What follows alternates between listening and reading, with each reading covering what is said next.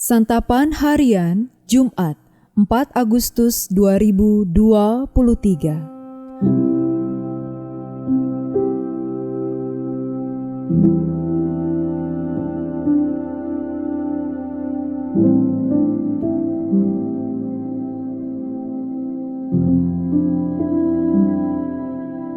Inilah program Santapan Harian, sebuah program yang mengajak Anda menelusuri isi Alkitab, agar Anda menemukan makna firman Tuhan sesuai dengan konteksnya.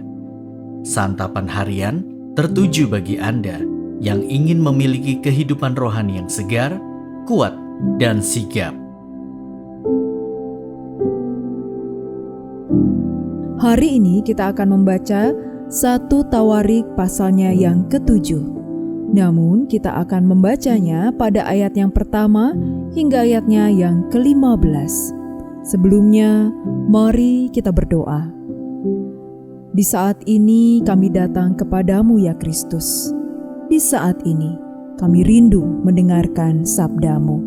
Di dalam namamu Kristus Yesus, kami berdoa. Amin. 1 Tawarik 7 ayat 1-15. Anak-anak Isakar ialah Tola dan Puah, Yasub dan Simron, 4 orang.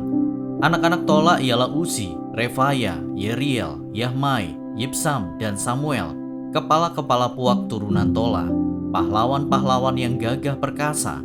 Menurut daftar keturunan mereka, jumlahnya di zaman Daud ada 22.600 orang. Keturunan Uzi ialah Yisrahia, dan anak-anak Yisrahia ialah Mikael, Obaja, Yoel, dan Yishia, 5 orang. Semuanya mereka adalah kepala-kepala. Di bawah mereka itu menurut daftar keturunan dan menurut puak mereka, ada pasukan-pasukan tentara 36.000 orang, sebab istri dan anak-anak mereka banyak.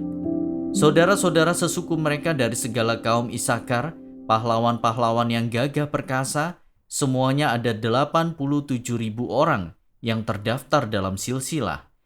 Anak-anak Benyamin ialah Bela, Beker, dan Yediael, 3 orang. Anak-anak Bela ialah Esbon, Uzi, Uziel, Yerimot, dan Iri, 5 orang.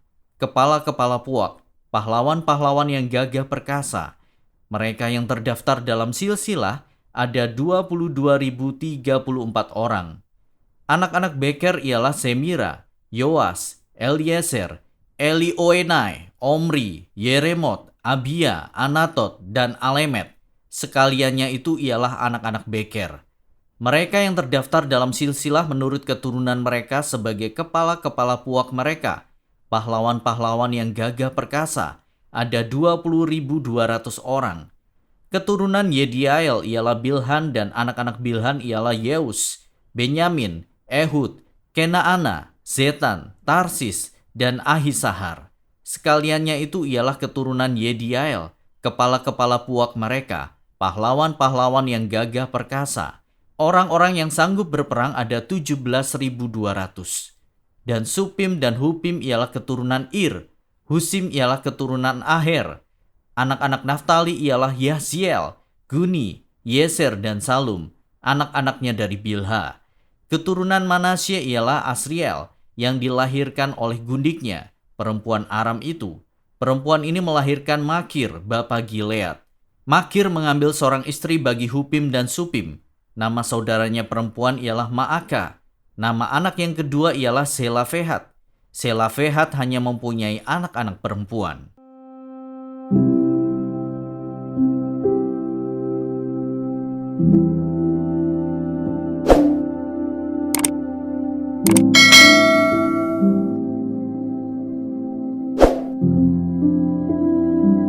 Sahabat Santapan Harian, perbedaan merupakan hal yang tak terhindarkan dalam kehidupan manusia.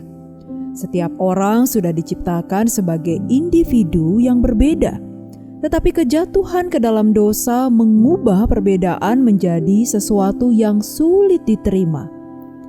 Semangat penulis kitab 1 Tawarik untuk menerima keragaman membuatnya memasukkan nama-nama dari suku-suku utara dalam penulisan silsilah ini. Tema tentang Israel yang menjadi satu, yang tidak terpisah menjadi 2 kerajaan, mendapat perhatian khusus dari penulis dan orang-orang Israel. Penulis kitab ini ingin meningkatkan moral orang-orang yang kembali dari pembuangan dengan menarik identitas mereka sebagai suatu bangsa yang satu, yang mencakup suku-suku kerajaan Yehuda di selatan maupun suku-suku kerajaan Israel di utara. Dalam pasal ini kita dapat melihat bahwa secara khusus penulis kitab mencantumkan nama-nama perempuan yang menunjukkan keterbukaan terhadap perbedaan. Ia melihat adanya peran perempuan yang aktif dalam pemulihan Yerusalem pasca pembuangan. Penulis kitab 1 Tawarik juga memahami bahwa Allah yang disembah bukanlah Allah yang membeda-bedakan manusia berdasarkan gender ataupun rasnya. Ia menghargai manusia sebagai ciptaan yang diciptakan serupa dan segambar dengannya. Hidup yang kita jalani dalam interaksi dengan sesama pasti akan diisi dengan berbagai macam perbedaan. Alih-alih memperuncing keadaan, anak-anak Allah justru harus menghargai perbedaan dan menerima sesama dalam semangat kesatuan.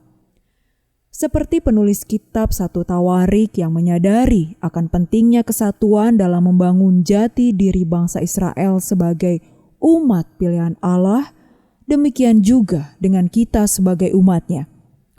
Sudah seharusnya kita menerima perbedaan gender, ras, status sosial, dan lain sebagainya dalam kerangka kesatuan sebagai gambar dan rupa Allah. Kesatuan hadir bukan dari tidak adanya perbedaan, melainkan dari keinginan dan komitmen di dalam Tuhan untuk menerima perbedaan. Mari kita berdoa. Tuhan, mampukan kami bersikap bijak dalam hidup bersama di tengah perbedaan yang ada. Di dalam anugerah kasih-Mu ya Kristus, kami berdoa. Amin.